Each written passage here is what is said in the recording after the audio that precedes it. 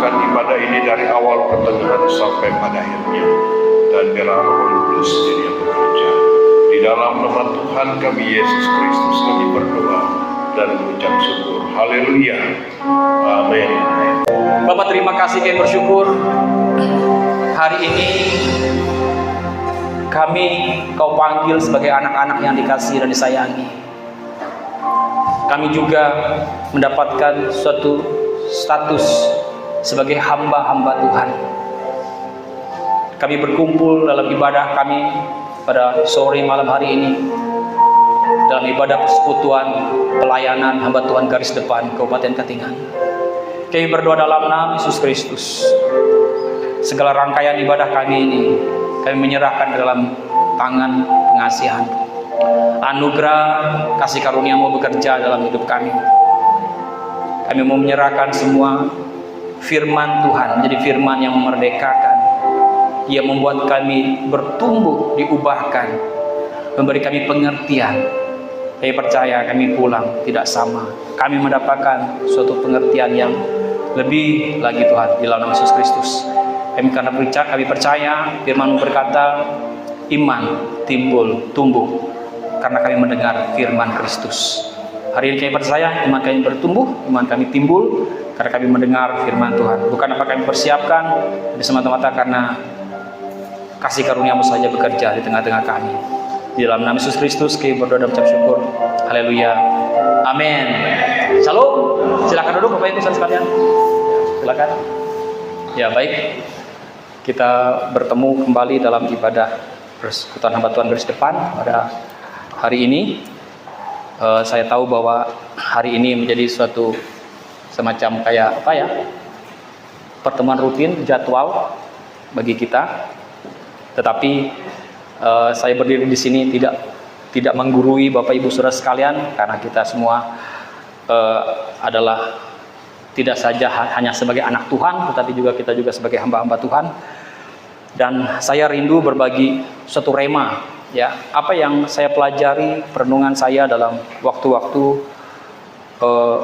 terutama dalam tahun-tahun ini, di mana saya banyak belajar bagaimana suatu identitas kita sebagai manusia, asal mulanya apa yang sebetulnya Tuhan lakukan dalam kehidupan kita ketika Dia menciptakan kita. Seperti itu Bapak Ibu Saudara sekalian. Dan saya percaya firman Tuhan hari ini, seperti yang saya katakan, tidak menggurui kita, tetapi firman Tuhan hari ini adalah firman Tuhan yang akan mempertebal iman kita, akan membuat kita semakin dalam untuk mengerti apa yang Tuhan Yesus Kristus sudah lakukan bagi kita. Amin. Ya, Bapak Ibu Saudara sekalian, kalau kita belajar dari kitab Yesaya pasal 14, ya, mungkin kita sudah sebagian kita sudah mengetahui ayat ini. Saya tidak akan baca panjang semuanya. Di situ dikatakan tentang Lucifer, ya. Kalau terjemahan FAYH itu mengatakan seperti ini, Yesaya 14 ayat 12. Sekarang engkau telah jatuh dari langit, hai bintang timur, Lucifer, putra fajar. Engkau telah ditebang dan rebah di tanah, sekalipun engkau dulu gagah perkasa ketika melawan bangsa-bangsa di dunia. Ya, karena engkau berkata dalam hatimu, aku akan naik ke surga dan memerintah bintang-bintang Allah para malaikat. Aku akan menduduki tahta yang paling tinggi. Aku akan bersemayam di atas bukit pertemuan jauh di utara. Saya bacakan dalam terjemahan FAYH, Bapak Ibu, ya, firman Allah yang hidup. Aku akan naik sampai ke langit yang paling atas dan menjadi seperti Dia yang maha tinggi. Nah, di situ Lucifer sombong. Dia ingin menjadi sama seperti Tuhan. Ya, dia naik ke tempat yang paling atas, katakan. Dan dia mau menjadi seperti Dia yang maha tinggi.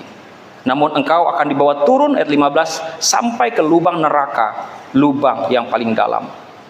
Kalau kita baca lagi dalam kitab Yehezkiel, ya, pasal yang ke-28,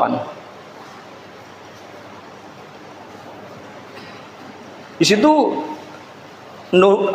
judulnya itu perikopnya tentang nubuatan melawan Raja Tirus, ya. Tetapi sebetulnya Bapak Ibu sekalian, ini juga berbicara tentang Lucifer.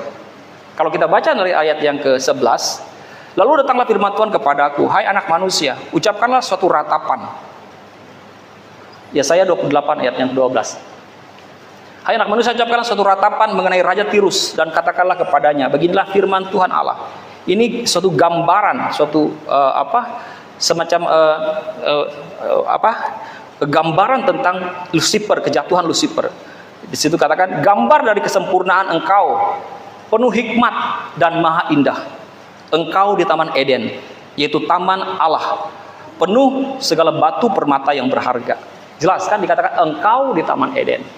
Dia berbicara tentang Lucifer. Nah, terus saya mau ajak saudara untuk memahami, mengerti, Bapak Ibu Saudara sekalian, bagaimanakah yang namanya Lucifer itu diciptakan? Bagaimanakah kemegahan, kemewahan Lucifer itu dibuat oleh Tuhan? Saudara lihat, apa yang ada dalam diri Lucifer? Apa yang ada di dalam baju-baju Lucifer?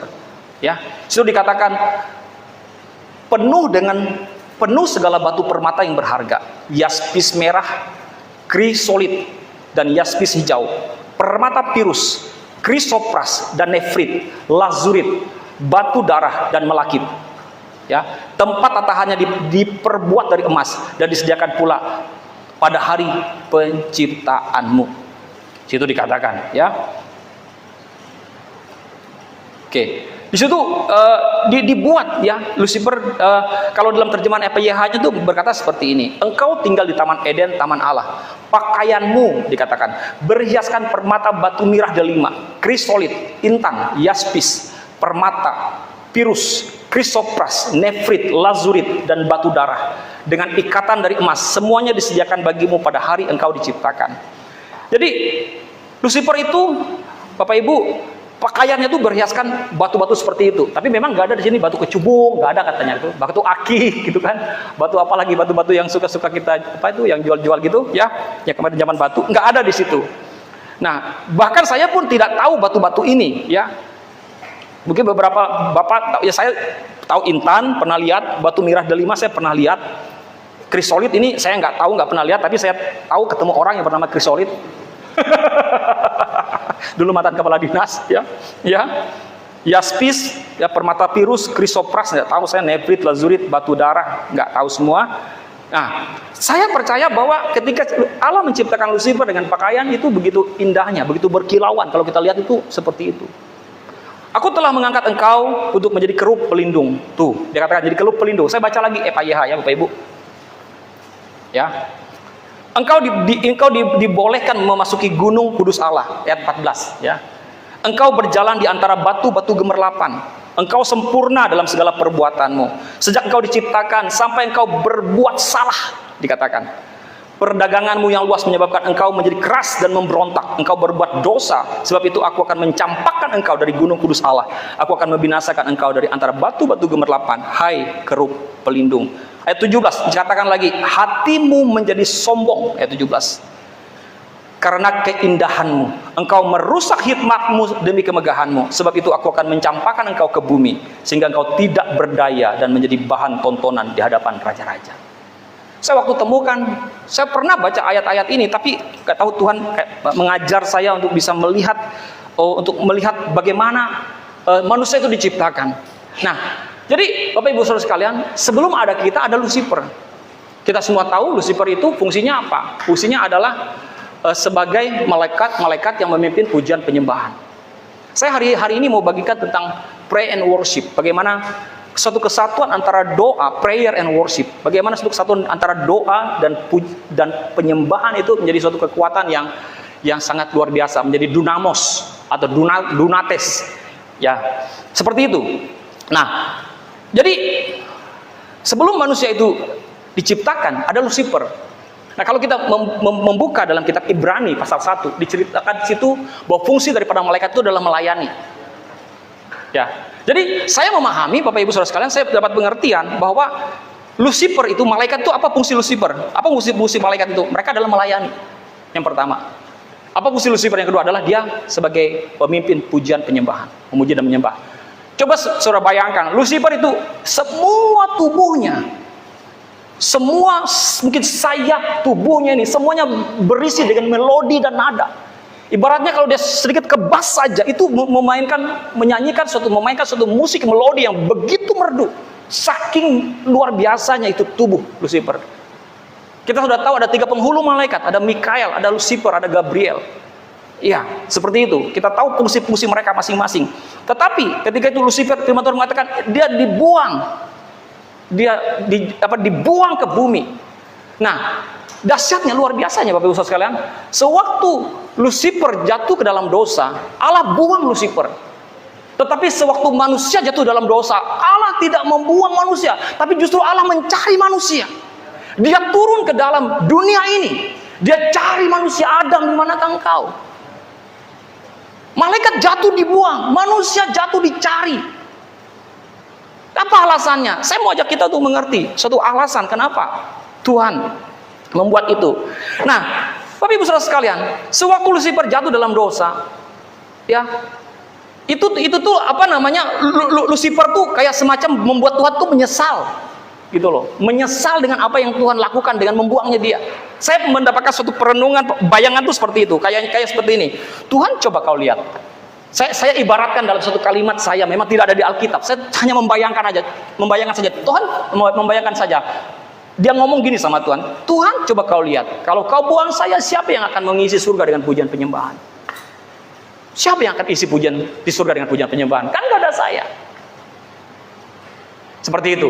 Jadi dia tuh kayak berharap Tuhan tuh mengatakan, oh ya sudah Lucifer, nggak apa-apa, sorry saya emosi tadi. Udah kamu balik aja, balik. Memang nggak ada nih yang muji yang menyembah aku. Udah kamu balik aja. Saudara pikir seperti itu? Enggak. Tuhan nggak buat seperti itu. Tapi apa yang Tuhan buat? Saudara tahu bahwa ketika Allah menciptakan langit dan bumi, hari pertama, kedua, ketiga, keempat sampai kelima, apa yang Tuhan lakukan? Dia berkata-kata. Dia berfirman, jadi. Langit jadi, bumi jadi, awan jadi, bintang jadi, burung-burung jadi semua. Dia hanya berfirman, maka berfirmanlah Allah. Tetapi, Bapak Ibu Saudara sekalian, pertama kali apa yang Tuhan lakukan? Satu-satunya yang terjadi, Allah pertama kali mengotori tangannya ketika dia membuat manusia di hari ke-6. Di Kejadian pasal 2 ayat 7 jelas katakan, dia membentuk manusia. Kenapa dia harus mengotori tangannya? Kenapa dia harus membuat dengan tangannya? Karena dia harus membuat manusia ini segambar dan serupa dengan dia. Persis. Dan saya dapatkan pengertian bahwa itu seperti cloning, diklon. Manusia ini dikloning. Diklon seperti Allah. Menjadi sama. Dalam ayat yang lain dikatakan bahwa kita disebut sebagai Allah-Allah. Ya. Dalam huruf kecil. Dalam kitab Mazmur pasal berapa rasanya?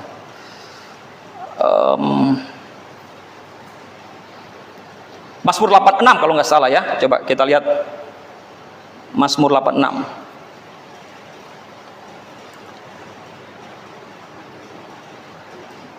Mazmur 86 ayat yang kelima kalau nggak salah.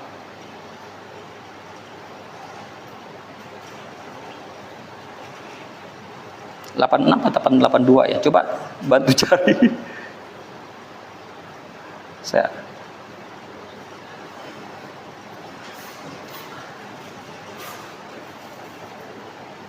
Penli, bantu Penli.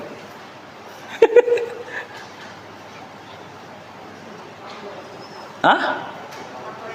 82 ayat 6. Ya, Mazmur 82 ayat 6 ya. Coba kita lihat. Oke. Ya, itu dia. Ayat 5, mereka tidak tahu dan tidak mengerti apa-apa dalam kegelapan, mereka berjalan goyanglah segala dasar bumi. Aku sendiri telah berfirman, kamu adalah Allah, dalam huruf kecil, dan anak-anak yang maha tinggi, kamu sekalian. Dan itu terkorelasi dalam Yohanes pasal 10 ayat yang 34, dikatakan, kata Yesus kepada mereka, tidakkah ada tertulis dalam kitab Taurat kamu, aku berfirman, kamu adalah Allah. Dalam huruf kecil. Nah, jadi jelas Bapak Ibu sekalian, waktu Allah menciptakan kita itu segambar dan serupa dengan Dia, karena Dia bentuk dengan tangannya sendiri, supaya tidak ada sesuatu yang memang miss, tidak ada sesuatu bagian yang salah. Dia harus persis buat manusia, supaya segambar dan serupa dengan Dia. Nah, Bapak Ibu saudara sekalian, itulah alasan kenapa Allah tidak membuang manusia. Kenapa Allah nggak bikin gini aja? Ya sudah, manusia kau jatuh dalam dosa, ya sudah, Tuhan buang aja, ganti yang baru. Atau kayak Lucifer jatuh, lalu ganti malaikat baru, enggak. Tapi apa yang Tuhan buat? Dia justru membuat manusia. Malaikat disebut sebagai makhluk lain, tapi manusia disebut sebagai manusia dan diciptakan segambar dan serupa dengan Allah. Ya, dia segambar dan serupa, bukan makhluk lain. Nah, ketika Allah menciptakan manusia segambar dan serupa dengan dia, Bapak Ibu Saudara sekalian, ya, saudara tahu bahwa di dalam diri manusia itu Tuhan taruh segala sesuatu apa yang ada dalam dirinya. Yang hanya membedakan kita dengan Allah adalah tahta Allah. Tapi dia katakan segala kuasa di surga dan bumi akan telah kuberikan kepadamu. Artinya segala otoritas kuasa itu telah diberikan kepada manusia itu. Nah, sewaktu Lucifer bilang, Tuhan coba kau lihat, nggak ada orang yang, nggak ada lagi siapa yang akan sembah kamu di surga kalau kau buang aku. Tapi Tuhan, saya ini dalam bayangan saya, sekali lagi saya katakan, ini dalam bayangan saya. Dan Tuhan akan ngomong sama Lucifer gini, tidak, kata Tuhan kepada Lucifer, ada dia yang menggantikan kamu. Siapa itu? Manusia, saudara dan saya. Ada dia yang gantikan kamu untuk memuji dan menyembahku di surga. Karena Lucifer sebagai pemuji dan menyembah, karena Lucifer sebagai malaikat yang melayani, jadi itulah tujuan kekekalan yang Tuhan taruh dalam diri kita, adalah sebagai umat yang melayani dan menyembah. Jadi Bapak Ibu Saudara sekalian, tidak ada manusia pun di muka bumi ini yang tidak menyembah. Mungkin dia tidak menyembah Yesus, tapi dia menyembah Tuhan yang lain. Mungkin dia katakan, aku tidak percaya sama Tuhan. Ya oke, dia tidak percaya sama Tuhan, tapi dia akan tetap menyembah apa yang dia yakini, apa yang dia percaya. Misalnya dia punya hobi, dia suka dengan ilmu pengetahuan, dia kesembah ilmu pengetahuannya. Ya, seperti itu. Nah, jadi Bapak Ibu Saudara sekalian, ini yang kita bisa pahami ketika manusia jatuh dalam dosa. Apa yang Tuhan buat? Tuhan datang kembali untuk mencari manusia, dan Tuhan tidak berhenti sampai pada situ saja, tetapi dia membuat satu rencana plan B. Tadi plan A dia buat dengan semua rencana, dan satu hal Bapak Ibu, hal yang paling berisiko ketika Tuhan menciptakan manusia adalah yaitu ketika dia memberikan kehendak bebas di dalam diri manusia. Apa itu maksud dari kehendak bebas ditaruh dalam diri manusia? Ya, itu walaupun itu berisiko. Apa risikonya? Risiko dari kehendak bebas ditaruh dalam diri manusia, yaitu adalah yang diciptakan menolak penciptanya. Dan itu terjadi. Kenapa Tuhan harus menaruh suatu kehendak bebas dalam diri manusia? Kalau tidak ada kehendak bebas, maka manusia akan menjadi robot. Maka manusia akan hanya melakukan sesuatu karena perintah. Dan Tuhan tidak suka seperti itu. Apa enaknya kita menikah atau pacaran atau menikah sajalah dengan orang yang tidak mencintai kita? Apa enaknya? Dan itu maksud dari kehendak bebas itu adalah ketika kita datang kepada Tuhan, itu lahir daripada sesuatu keinginan yang muncul dari dalam hati kita bahwa ya Tuhan, aku mau. Ya Tuhan, aku menyembah Engkau. Ya Tuhan, aku mau menyerahkan hidupku kepadamu. Bukan sesuatu yang dipaksa. Yuk kamu yuk, paksa orang untuk mencintai. Nggak bisa. Apa enaknya mencintai atau menikah dengan orang yang tidak mencintai kita? Dan itulah tujuan kehendak bebas dari Tuhan berikan dalam diri manusia, adalah supaya manusia mengambil keputusan untuk memilih dan mengasihi Tuhan atas keputusannya sendiri. Itulah tujuan dari kehendak bebas itu dibuat dalam diri manusia, supaya lahir suatu keputusan dalam dirinya. I worship you, aku menyembah atas keputusanku, bukan kan disuruh-suruh.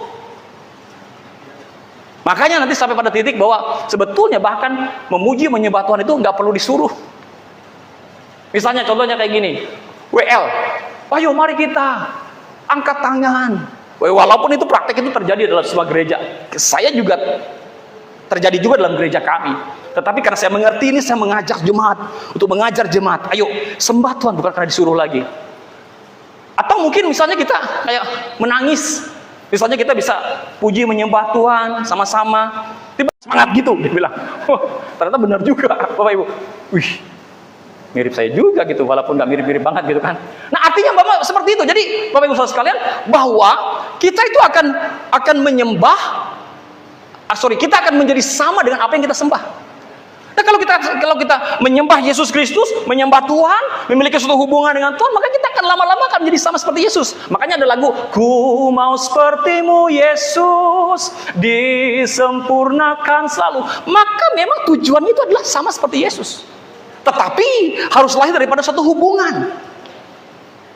Nah ini yang perlu kita mengerti tentang apa arti suatu penyembahan yang sesungguhnya. lahir daripada satu hubungan.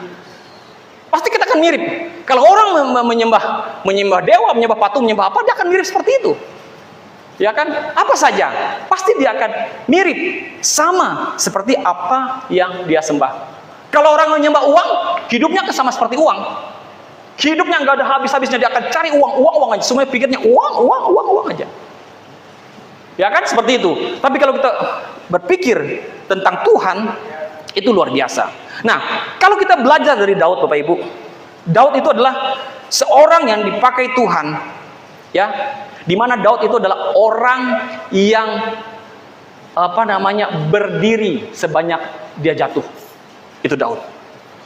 Daud itu penuh dengan kegagalan. Itu Daud. Dan orang yang punya sertifikat, 3 orang tertulis dalam Alkitab yang punya sertifikat berkenan di hadapan Tuhan itu hanya ada 3. 2 di Perjanjian Lama, 1 di Perjanjian Baru. Yang Perjanjian Lama siapa? Yang namanya Henok. Kenapa? Karena dia berjalan dengan Allah. By Enoch. Karena Henok walk with God, berjalan dengan Allah. Tidak terlalu banyak cerita tentang Henok, tetapi dia disebut berkenan di hadapan Allah. Tapi kalau kita bicara tentang Daud adalah orang yang berdiri sebanyak dia jatuh. Artinya apa? Kejatuhan Daud itu adalah sesuatu kejatuhan yang paling fatal. Kalau secara hukum kita, itu adalah hukuman mati. Karena apa? Karena dia merancangkan pembunuhan terencana terhadap Uria. Hukumannya adalah hukuman mati. Tetapi kenapa Tuhan bilang dia adalah orang yang berkenan di hadapan Allah? Kenapa? Karena Daud adalah orang yang terbuka, tulus, jujur dengan setiap kehidupannya. Dan orang Perjanjian Baru, saya mau kasih tahu, Daud itu adalah orang yang ada dalam Perjanjian Lama yang memiliki pewahyuan tentang Perjanjian Baru. Orang yang ada dalam Perjanjian, hanya Daud. Saudara bisa buka dalam Alkitab. Sebentar, saya coba cari ayatnya. Mazmur 68 ayat 6. Mazmur 68 ayat 6. Mazmur 68 ayat 6. Mana? Mazmur 68 ayat 6. Sudah? Gak bisa? Ngelek? Ya. Allah memberi tempat. Coba ayat yang sebentar.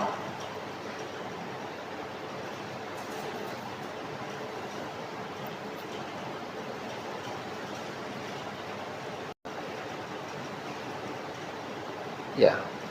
Coba kita lihat ayat 5. Bernyanyilah bagi Allah, mazmurkan namanya, buatlah jalan bagi dia yang berkendaraan melintas awan-awan. Namanya ialah Tuhan, beriarialah di hadapannya. Dikatakan ayat 6, Bapa bagi anak yatim dan pelindung bagi para janda, itulah Allah di kediamannya yang kudus. Dia katakan Bapa, dia sebut Bapa bagi anak yatim. Kemudian 103 ayat 13. Mazmur 103 ayat 13. Mazmur 103 ayat yang ke-13. Nah, ini lagu yang kita sering nyanyikan. Seperti Bapa sayang anaknya, demikianlah engkau mengasihiku, kau jadikan biji matamu. Tuh, dikatakan Daud. Kalau saudara lihat Mazmur 103 siapa? Pujilah Tuhan hai, ayat 1. Pujilah Tuhan hai jiwaku, dari Daud. Daud yang tulis ini. Walaupun kitab Mazmur itu tidak semua Daud memang tulis, tetapi ayat 103 ayat yang ke-1 sampai seterusnya ini adalah persis ditulis Daud yang menulis. Dan Daud mengatakan, seperti Bapa sayang pada anak-anaknya, demikianlah Tuhan sayang kepada orang-orang yang takut akan Dia. Dia mengerti prinsip tentang Bapa. Itu worship. Ya. Nah, Bapak Ibu Saudara sekalian, Daud itu adalah seseorang yang siapa Daud? Daud itu adalah orang yang tertolak di rumahnya. Daud tidak mempunyai syarat jadi tentara. Daud tidak mempunyai syarat menjadi orang hebat. Dia kecil, orang miskin, menggembalakan kambing domba. Tetapi arti nama Daud, Bapak Ibu, saudara bisa googling, arti nama Daud itu adalah yang dicintai, beloved. Itu. Nah, ketika Tuhan memanggil Daud, ingat baik-baik Bapak Ibu Saudara sekalian, Tuhan tidak butuh riwayat hidup Daud. Artinya sama, Tuhan nggak perlu riwayat hidup kita kalau Dia mau panggil kita. Kalau kerjaan butuh riwayat hidup, sudah kerja pernah pengalaman di mana, berapa tahun, blablabla. Seperti itu. Tapi kalau Tuhan panggil Daud, tidak, dia nggak butuh pengalaman hidup. Begitu Bapak Ibu. Nah, jadi kita bisa lihat bahwa Daud memang orang yang dipilih Tuhan. Karena apa? Karena dia menyembah, karena dia mengerti tentang bagaimana menyembah. Dan anehnya Bapak Ibu, kalau saudara ingat waktu Daud pertama kali menjadi raja, ya, coba kalau kita baca Alkitab baik-baik, tidak seperti tentara-tentara yang kalau presiden yang lain kan dia atau presiden atau raja, dia memikir barisannya, pasukannya ini gini di mana, di sini pasukannya.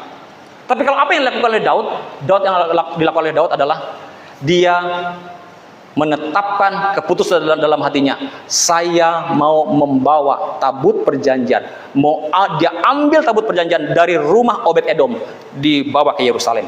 Karena bayangkan itu berpuluh-puluh tahun tabut perjanjian tidak ada di bait suci. Itu kan berpindah-pindah waktu bangsa Israel. Akhirnya karena mereka berperang perang Filistin, kemudian itu tabut ditaruh di rumah Abinadab. Di Imam Abinadab. Itu bertahun-tahun, puluhan tahun. Kemudian dibawa tabut itu, lalu ada kesalahan mereka cara membawanya, seharusnya tabut itu kan dibawa di bopong kan? Tapi mereka bawa pakai lembu. Akhirnya karena dia tergelincir mau jatuh, usaha pegang itu kereta dan usaha mati. Lalu tabut perjanjian itu lalu dibawa kemana? Ditaruh di rumah Obed-Edom selama 3 bulan. Dan Obed-Edom diberkati Tuhan. Dan akhirnya Daud ngerti bagaimana caranya bawa tabut. Akhirnya dibawa lagi tabut itu dengan cara seperti yang seharusnya ditaruh di pundak seperti ini. Dan akhirnya sampai ke Yerusalem. Dan ingat baik-baik, apa yang Daud lakukan? Daud tidak membangun bait suci. Daud tidak membangun tabernakel. Yang Daud bikin apa? Hanya kemah, tenda. Dan makanya ada sebut dengan kemah Daud atau pondok Daud. Dan anehnya, ya, Daud nggak mati. Karena apa? Kenapa dia bisa bilang nggak mati? Karena apa?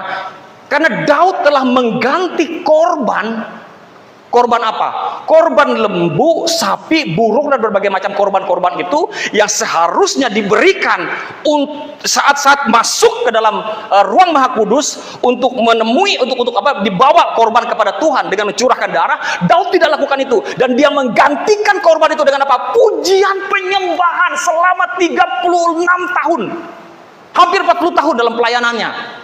Selama pelayanan Daud tidak ada tabernakel, tidak ada bait suci, yang ada cuma kemah, tenda, dan dia taruh itu tabut di tengah-tengah itu, dan dia suruh orang bergantian memuji menyembah Tuhan. Dan anehnya nggak mati itu Daud. Makanya itu satu momen cerita dalam Alkitab di mana Daud adalah orang yang sangat mengerti tentang pujian, penyembahan. Orang di perjanjian lama namun mengerti pewahyuan tentang perjanjian baru. Makanya tadi saya katakan, tidak mungkin orang bisa menyembah tanpa ada hubungan. Saya mau tunjukkan lagi, ada satu orang yang hal itu terjadi, dia lakukan itu karena hubungan. Kita mau lihat, sebentar Bapak Ibu ya. Musa, ya. Ketika Musa menghadap Tuhan, kita lihat di dalam Keluaran pasal 32. Keluaran 32. Kita buka Keluaran 33 dulu. Keluaran 33. Ayat yang ke-15. Ya. Berkatalah Musa kepadanya, "Jika kau sendiri tidak membimbing kami, janganlah suruh kami berangkat dari sini." Ayat 16. "Dari manakah gerangan akan diketahui bahwa aku telah mendapat kasih karunia di hadapanmu? Yakni aku dengan umatmu ini. Bukankah karena engkau berjalan bersama-sama dengan kami, sehingga kami, aku dengan umatmu ini dibedakan dari segala bangsa yang ada di muka bumi ini." Makanya Tuhan Musa katakan, coba kalau kau nggak sertai kami, katakan, aku nggak mau jalan. Padahal seharusnya Bapak Ibu gini, kalau seseorang memerintah, kamu pergi, siap taat. Ini Musa nggak mau. Tuhan, kalau kau nggak bimbing kami nggak mau pergi. Itu karena apa? Karena lahir daripada suatu hubungan. Dan bahkan di dalam Keluaran 33, Musa membuat Tuhan menyesal. Yuk, Keluaran 32 ayat yang ke-11.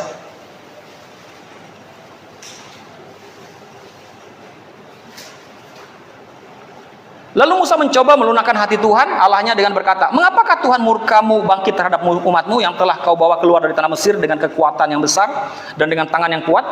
Mengapakah orang Mesir akan berkata, dia membawa mereka keluar dengan maksud menimpakan malapetaka kepada mereka dan membunuh mereka di gunung dan membinasakannya dari muka bumi? Terus perhatikan apa yang Musa katakan. Berbaliklah dari murkamu yang menyala-nyala itu dan menyesallah karena malapetaka yang hendak kau datangkan kepada umatmu. Coba saudara pikir, Musa suruh Tuhan menyesal. Saya waktu baca ini saya kaget, Bapak Ibu. Ayat 13. Ingatlah kepada Abraham, Ishak dan Israel, hamba-hambamu itu.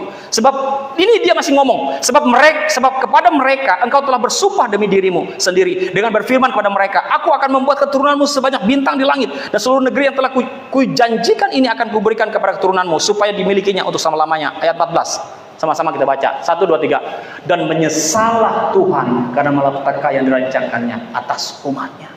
Coba. Artinya Bapak Ibu, dengar baik-baik. Waktu saya baca hal ini, saya tidak percaya dengan nasib. Gak percaya. Karena apa? Sekalipun apa yang terjadi pada diri kita, kita bisa meminta Tuhan untuk mengubah hal itu. Betul. Ingat Raja Hizkia, Tuhan katakan kamu mati, tapi dia merendahkan diri, dia berdoa, Tuhan, padahal sudah ketetapan Tuhan kamu mati, tapi apa yang terjadi? Tuhan mengubah keputusannya. Oke, kamu sembuh, hidup panjang umur, walaupun diberi kasih bonus 15 tahun. Wah, itu keren banget. Kenapa itu bisa terjadi? Karena hubungan. Nah, jadi Bapak Ibu Saudara, penyembahan itu lahir satu hubungan. Jadi jikalau kita menjadi orang Kristen tanpa pengalaman hubungan atau berjumpa dengan Tuhan, itu kita menjadi Kristen yang gagal. Karena seseorang kalau dia berjumpa dengan Tuhan, dia pasti diubahkan. Baca di Alkitab, setiap orang yang berjumpa dengan Tuhan pasti berubah.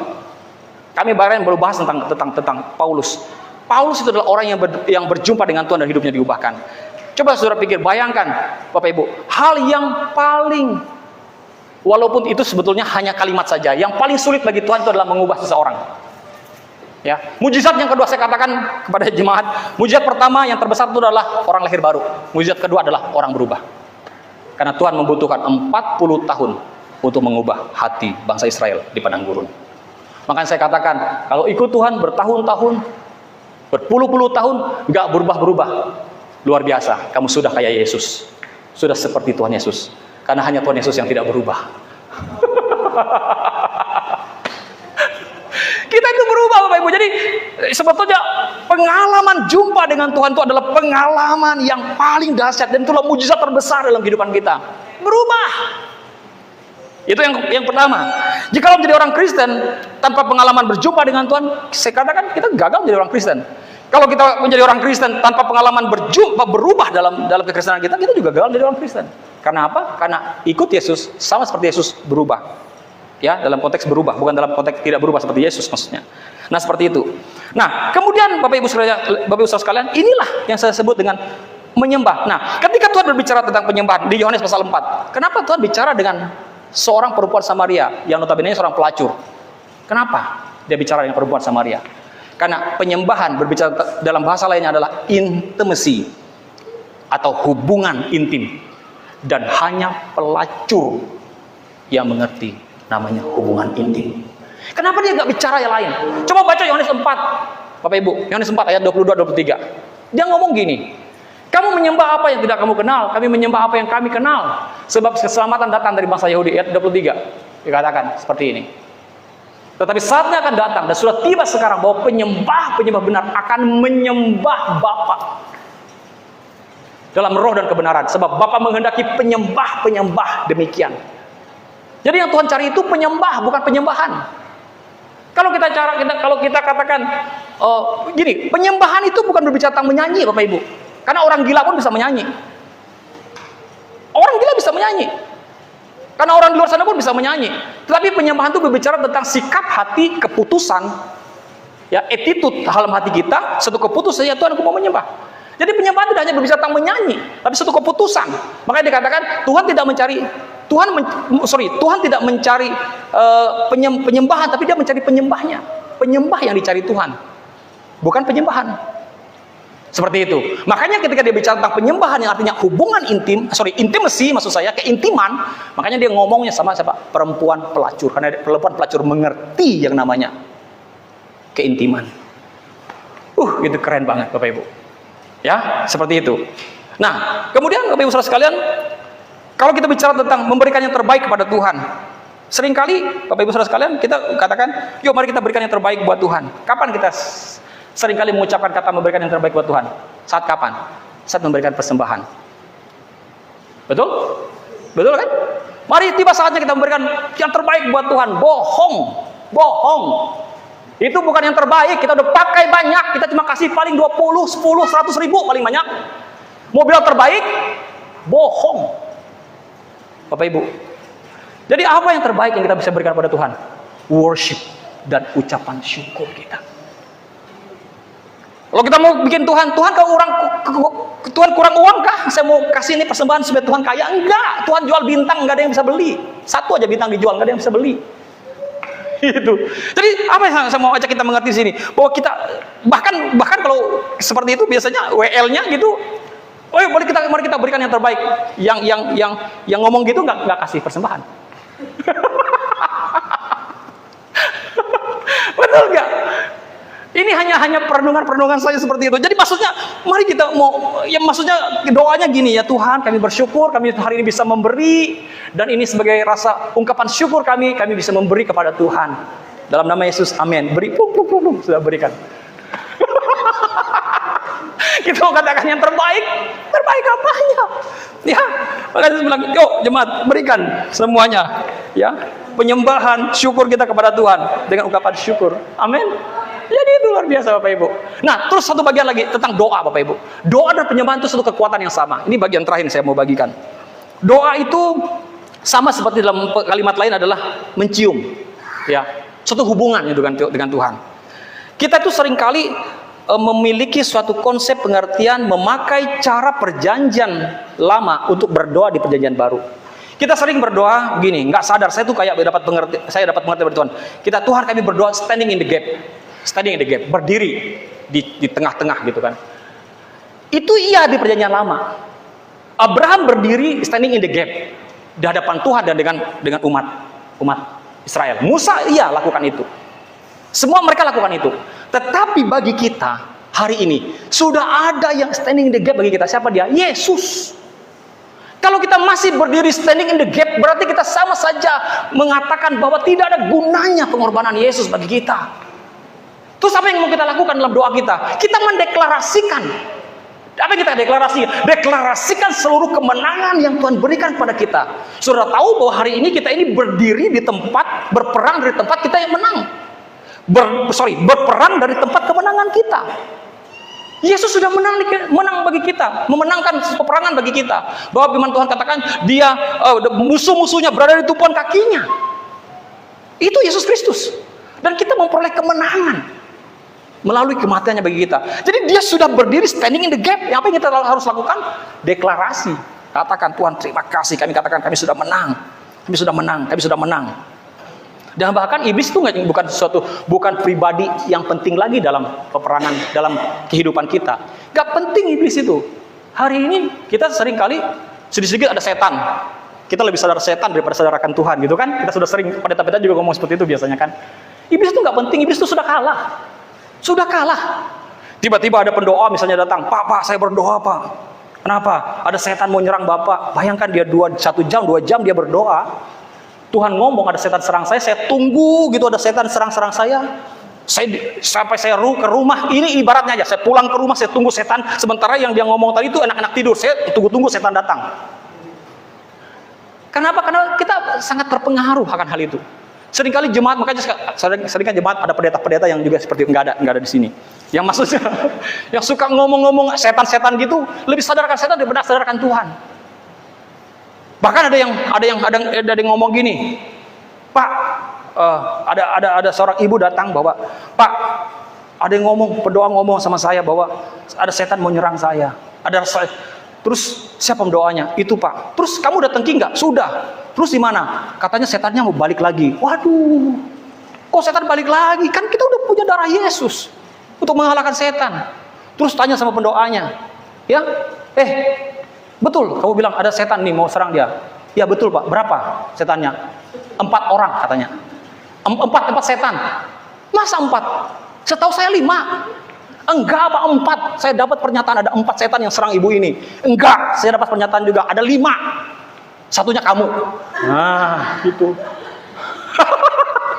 Ini hanya lelucon saja, ibarat seperti itu. Maksudnya, saya mau ajak kita mengerti bahwa kita itu menang. Kita tuh berdiri di tempat yang sudah menang. Kemenangan itu mutlak bagi kita. Yesus sudah menyelesaikan semuanya. Yang kita lakukan apa? Deklarasi. Perkatakan, kami menang. Tanah ini, kota ini, negeri ini milik kami. Kepunyaan kami, milik Tuhan Yesus Kristus. Kemenangan terjadi di tempat ini. Kita deklarasikan terus dan terus deklarasikan. Itulah Bapak Ibu Saudara. Itu kita menggabungkan satu kekuatan doa dengan penyembahan, dan ketika itu bersatu maka jadikan jadi satu kekuatan yang powerful. Tuhan Yesus berkati. Amin. Mari kita berdoa. Tuhan, terima kasih, kami bersyukur firman-Mu hari ini memberikan pengertian bagi kami yang percaya hidup kami diubahkan. Kami percaya bahwa Engkau hebat, Engkau dahsyat. Engkau menjadikan kami dengan satu tujuan untuk menggantikan posisi Lucifer, untuk melayani Engkau dan memuji menyembah Engkau. Engkau gak cari suara merdu. Apa yang Kau cari? Hati kami, keputusan kami untuk mau datang dan menyembah Engkau. Iblis terus berusaha mengambil bagian supaya kami tidak dapat menyembah Tuhan. Bahkan sewaktu iblis mencoba Yesus di padang gurun,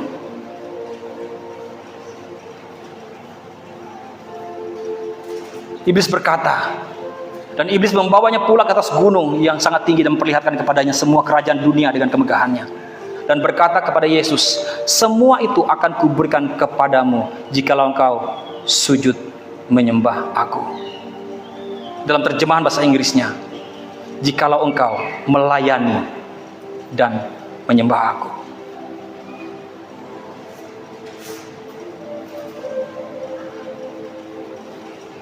Iblis sangat mengerti tentang arti daripada penyembahan.